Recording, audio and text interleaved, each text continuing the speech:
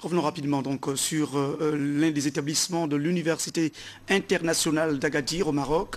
Il s'agit bien sûr de l'école polytechnique et nous recevons son directeur, M. Elias Majdoline. Bonsoir. Bonsoir. Vous séjournez au Gabon pour la seconde fois en un an. Quel est l'objet justement de cette deuxième mission ici à Libreville? Nous avons le plaisir d'être à quelques jours de la rentrée universitaire ici à Libreville pour rapprocher les services administratifs et pédagogiques dans notre université aux parents des bacheliers, aux parents des étudiants qui désirent poursuivre leurs études universitaires à l'Université internationale d'Agadir. Le but de ce déplacement, c'est d'abord de renseigner davantage les parents sur les différentes possibilités, les différentes filières et les différentes conditions d'admission, conditions d'accueil et de résidence des étudiants.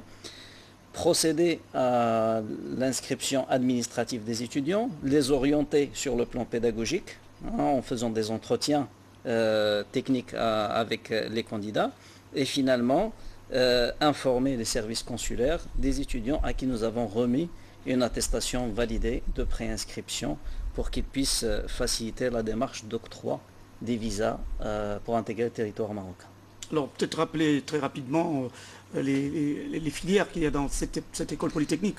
Alors au niveau de la formation d'ingénieurs, nous avons les filières qui aujourd'hui sont les plus demandées sur le continent africain, à savoir la filière génie informatique, génie électrique, génie industriel, agroalimentaire et génie mécanique avec bien sûr dans chaque filière des options de spécialisation et des cursus internationaux qui permettent à l'étudiant de faire une partie de sa scolarité à l'Université internationale d'Agadir et de bénéficier de programmes d'échange, que ce soit avec des établissements français, des établissements au Canada, en Chine, en Pologne, pour des séjours courts ou des séjours longs et obtenir un double diplôme. Comment se font les inscriptions et où ça se passe ici à Libreville? Alors ici nous avons réservé un espace à l'hôtel l'Étoile d'Or London.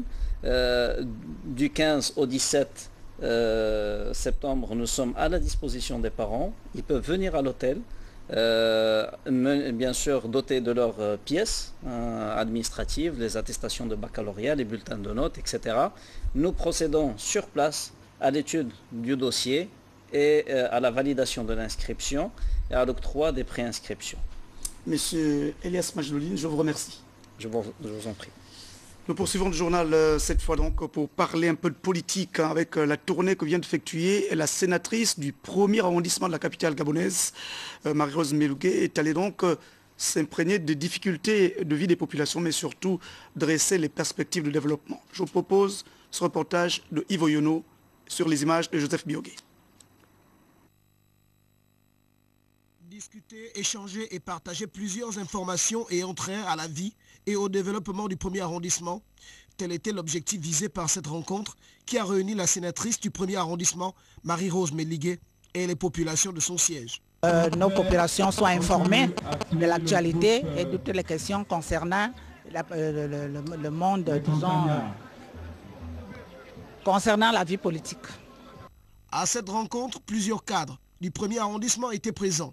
Pour tous, l'enjeu était d'une importance citoyenne. Je suis très content et satisfait parce qu'on a appris beaucoup de choses qui se passent au Sénat. Le public était très enchanté, enthousiasmé, et c'est ce qu'il faut. Vraiment, on a été édifié.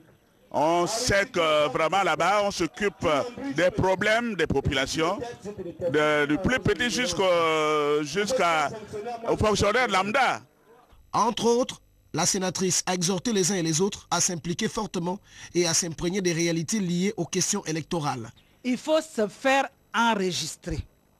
Quand on parlera d'enrôlement ici à la mairie, si vous avez l'habitude d'aller au travail, demandez la permission pour qu'on vous enregistre ce jour-là. Ce ne seront plus les mêmes listes. Préparez vos actes de naissance, ou surtout les cartes d'identité. Faites-vous établir des cartes d'identité pour qu'aux élections prochaines,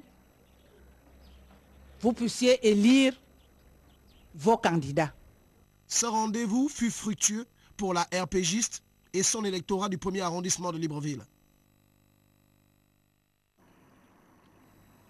Et puis le camarade Faustin Boukoubi, secrétaire général du Parti démocratique gabonais, qui informe les camarades concernés que sous la direction du distingué camarade président Ali Bongo Ondimba, 2 réunions se tiendront ce vendredi 14 septembre 2012 ainsi qu'il suit. 14h, comité permanent du bureau politique, lieu habituel. 16h, bureau politique à la Cité de la démocratie.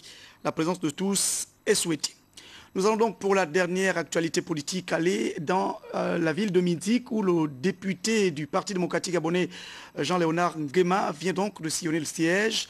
Il s'agissait bien sûr d'apporter un petit secours mais relever surtout les difficultés sociales auxquelles sont confrontées les populations. Je vous propose le compte-rendu de Simon Bolivar Ibinga Magena. Érigée en commune de plein exercice en 1996, la commune de Minzik et ses environs connaissent un véritable problème d'adduction d'eau potable. Plusieurs ménages, par la force des choses, sont obligés de consommer l'eau de pluie ou de cette source.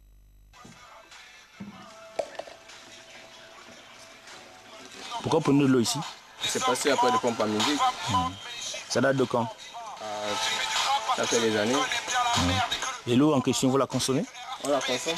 On consomme comment? Par rapport à nous, nous qui n'avons pas de moyens, on va faire comment? On ne peut qu'utiliser ici. Ajoutez à cela la question de l'éclairage des quartiers et de l'état de ces routes. On a un problème de route. Voilà, l'école c'est pénible pour nous, la boue. Le goudron, ça nous dérange.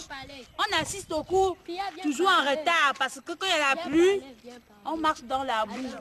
Le député à qui toutes ces doléances ont été transmises compte saisir le gouvernement pour une éventuelle solution.